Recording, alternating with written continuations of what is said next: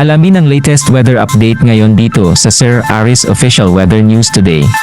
Patuloy pa rin nakaka-apekto ang Northeast Monsoon o Amihan sa buong bahagi ng Luzon. May dala pa rin po itong maulap na kalangitan na may kasama hina hanggang sa tamtamang mga pag-ulan sa bahagi po ng Cagayan Valley, Cordillera Administrative Region, pati na rin sa Aurora, Quezon at sa Camarines Norte.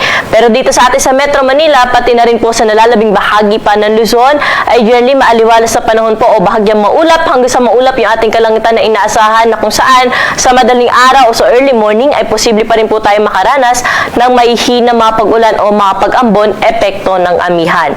Sa bahagi naman po ng Visayas at Mindanao, maaliwalas sa panahon din po ang inaasahan natin dyan ngayong hapon hanggang mamayang gabi, ngunit may matsansa pa rin po ng mga dagliang pag-ulan, lalo na sa bahagi ng Eastern Visayas, Caraga at Davao Region.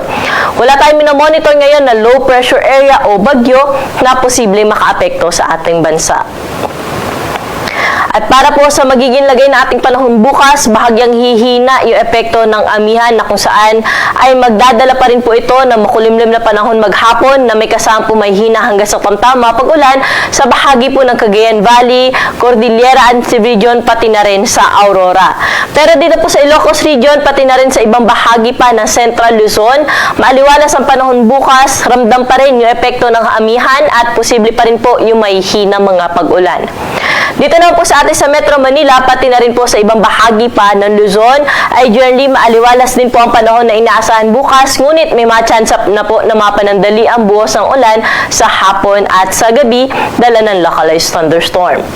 Temperatura natin bukas dito sa Kamunilahan ay nasa around 23 to 32 degrees Celsius. Sa Baguio City, nasa around 14 degrees pa rin yung minimum temperature bukas at aabot lamang sa 23 degrees Celsius yung maximum temperature. Sa mga pupunta naman ng Tagaytay, 21 to 28 degrees yung agwat ng temperatura. Sa Lawag, 21 to 32 degrees yung agwat ng temperatura bukas o 21 to 32 degrees at sa Tugigaraw naman dahil nga maulap pa rin po bukas, nasa around 21 to 28 degrees Celsius lamang yung magiging agwat ng temperatura. Samantala sa Legazpi ay nasa around 24 to 31 degrees Celsius. Dumako na po tayo sa Puerto Princesa at Kalayaan Islands na kung saan by tomorrow ay aabot po sa 32 degrees yung pinakamataas na temperatura. Sa mga kababayan naman po natin sa Kabisayaan, wala po tayo naasahan na malawak ang mga pag-ulan bukas kaya magpapatuloy yung kanilang naranasan na maaliwalas sa panahon, lalo na po sa umaga hanggang tanghali, pero pagsapit ng hapon hanggang sa gabi, posible pong may mga kaulapan na mabuo na magdulot na mga panandali ang buhos ng pag-ulan, dala nga po ng easterlies. Temperatura natin bukas sa bahagi po ng Metro Cebu ay 26 to 32 degrees Celsius, Iloilo at sa Tacloban ay nasa around 25 to 32 degrees Celsius. Dahil sa easterly, sinaasahan po natin bukas na makakaranas ng maghapong maulap na kalangitan na may kasama pag-ulan ang bahagi ng Caraga at Davao Region. Pero ang ibang bahagi po ng Mindanao, umaga hanggang tanghali ay fair weather o maaliwalas ang panahon, pero pagsapit ng hapon at gabi, mataas rin po ang tsansa na mga panandali ang buhos ng pag-ulan, dala rin po ito ng easterlies. Temperatura natin bukas sa Cagayan de Oro ay nasa around 23 to 31 degrees Celsius.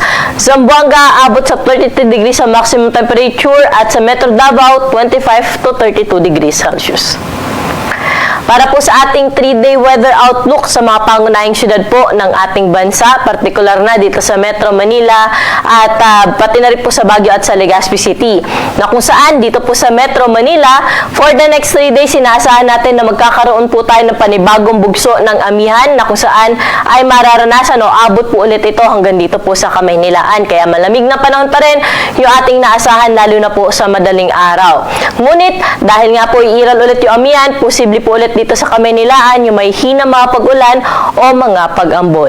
At ang temperatura nga po natin sa umaga ay aabot po sa 23 degrees Celsius at ang maximum temperature sa tanghali maglalaro sa 31 hanggang 32 degrees Celsius.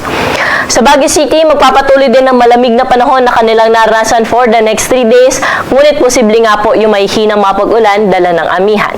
14 to 15 ang minimum temperature sa Baguio City at nasa around 23 to 24 degrees Celsius yung maximum temperature. Sa Legazpi City naman po, bagamat maliwanag sa panahon na inaasahan dyan, ay posible po yung mga thunderstorm sa hapon at sa gabi. Kaya kung lalabas po tayo ng tahanan dyan, ay magdala pa rin po ng payong dahil po mataas ang tsansa ng pag-ulan sa hapon nga yan at sa gabi. Sa Legazpi City naman, nasa around 24 to 31 degrees yung agwat ng temperatura. Dumako na po tayo dito sa Kabisayaan na kung saan sa Metro Cebu at sa Iloilo ay maaliwala sa panahon yung inaasahan natin for the next 3 days o hanggang Miyerkules. Ngunit may mga tsansa pa rin po tayo na mga pulupulong pagulan, mga pagkidlat at pagkulog. Dala nga po ng easterlies o ng mga localized thunderstorm. At kapag meron po tayo mga thunderstorm advisory, nilalabas po natin o nagpo-post po tayo sa ating social media accounts. Kaya panatilihin po natin ang pagbisita sa ating Facebook page, pati na rin po sa X at sa YouTube po natin. Samantala sa Tacloban naman po, inaasahan po natin na Lunes ay maaliwalas yung panahon, pero pagdating ng Martes hanggang Miyerkules dahil sa easterlies, inaasahan po natin na makakaranas sila ng maulap na kalangitan na may kasama kalat-kalat na pag-ulan. Sa Tacloban, nasa around 25 to 32 degrees ang agwat ng temperatura. Dumako na po tayo sa mga syudad natin o pangunahing syudad sa bahagi ng Mindanao. Sa Metro Davao, Cagayan de Oro at Zamboanga City, for the next 3 days, wala po tayo naasahan dyan na malawakang mga pag-ulan at magpapatuloy po yung kanilang naranasan na maaliwala sa panahon sa umaga hanggang tanghali. Pero pagsapit ng hapon at gabi, expect na po natin yung mga panandali ang buhos ng pag-ulan. Metro Davao, nasa around 24 to 32 degrees agwat ng temperatura. Cagayan de Oro, 24 to 32 degrees din, pati na rin po sa may Zamboanga na kung saan aabot sa around 33 to 34 degrees yung maximum temperature. Sa mga kababayan po pala natin na maglalayag, wala po tayong gale warning na nakataas sa anumang baybayin na ating karagatan, kaya malaya po sila makakapalaot sa anumang bahagi po ng ating baybaying dagat. At ang araw po natin dito sa Kamaynilaan ay lulubog sa 5:49 ng gabi at muli po itong sisikat bukas ng 6:25 ng umaga.